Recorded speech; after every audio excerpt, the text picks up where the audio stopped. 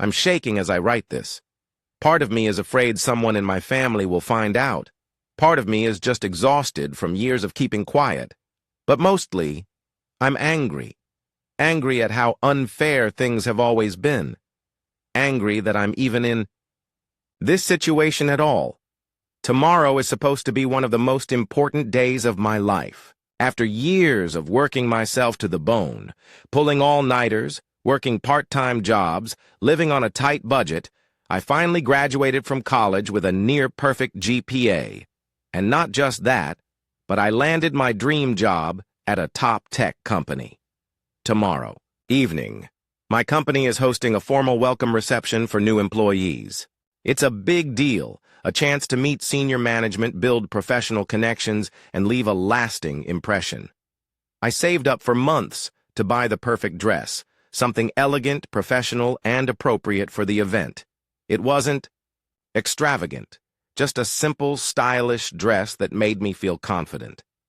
But now, my sister Susan wants it. Susan, the golden child. The one who's never had to work for anything, the one who dropped out of college, twice, yet still gets everything. Handed to her on a silver platter. She claims she needs the dress for an important job interview. But I know the truth. She has no interviews. She just wants it because it's mine. And of course my parents are on her side. She needs it more than you, my mother says. You're being selfish, Emily. You can just wear something else, my father snaps. Why do you always have to make things difficult? I've been through this cycle too many times before, but this time I don't want to give in. Growing up, I learned very quickly that my feelings didn't matter. My parents adored Susan. She was sensitive and needed extra care. Meanwhile, I was the one who had to sacrifice. When I was 5, I got a small art set from my aunt for Christmas. Susan threw a tantrum because she didn't get one. My parents took mine and gave it to her. When I was 12, I won a science competition. Susan had a meltdown because she wasn't the center of attention, so my parents made me skip the award ceremony. At 16, I saved up for months to buy my first smartphone. Susan demanded I give it to her because hers was too old. My parents forced me to switch with her. It never ended.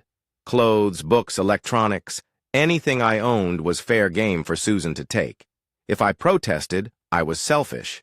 If I resisted, I was punished. And the worst part? It wasn't just about things. Susan made sure I had nothing, not even friendships. She spread rumors about me at school, convinced my first boyfriend I was cheating, and even physically hurt me when she didn't. Get her way. Once she pushed me down the stairs because I wouldn't let her use my laptop. I sprained my ankle and my parents told me to stop provoking her. I learned to stay quiet, to keep my head down, to dream of the day I could finally leave. When I got into college, I thought things would get better. I lived in the dorms, focused on my studies, and worked part-time to support myself. But Susan still found ways to control me, showing up unannounced, demanding money, throwing tantrums, if I refused. My parents guilt-tripped me constantly. Then, last night, everything came to a head. Susan and my parents barged into my room. "I need your dress," Susan said.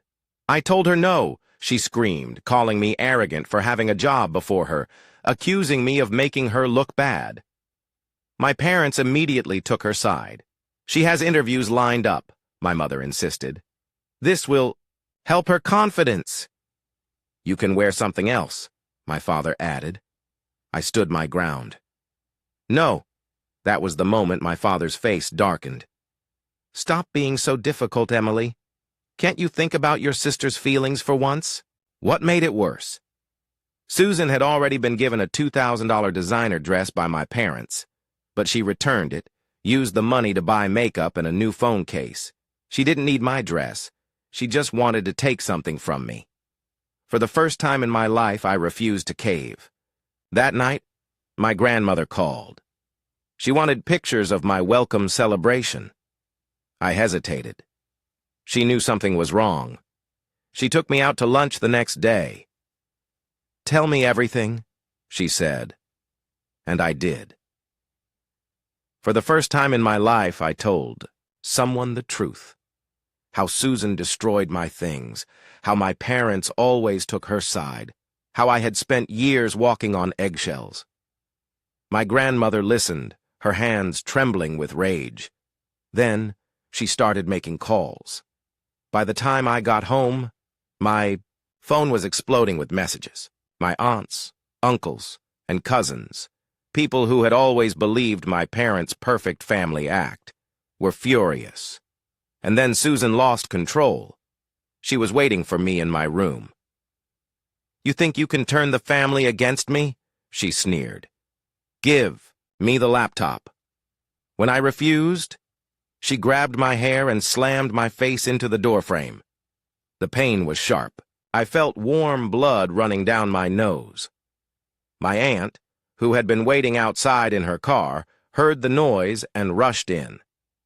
She called the police. For the first time, there were consequences. The police took photos of my injuries. My grandmother's lawyer helped me file a restraining order. My family, who had once ignored Susan's actions, finally saw the truth. And my parents, their perfect image shattered. Their social circle abandoned them. Dad's business partners distanced themselves. Mom was pushed out of every community group she belonged to. Susan's reputation was ruined.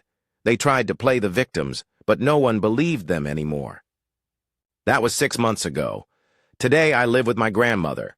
I have my own space, my own things, my own peace.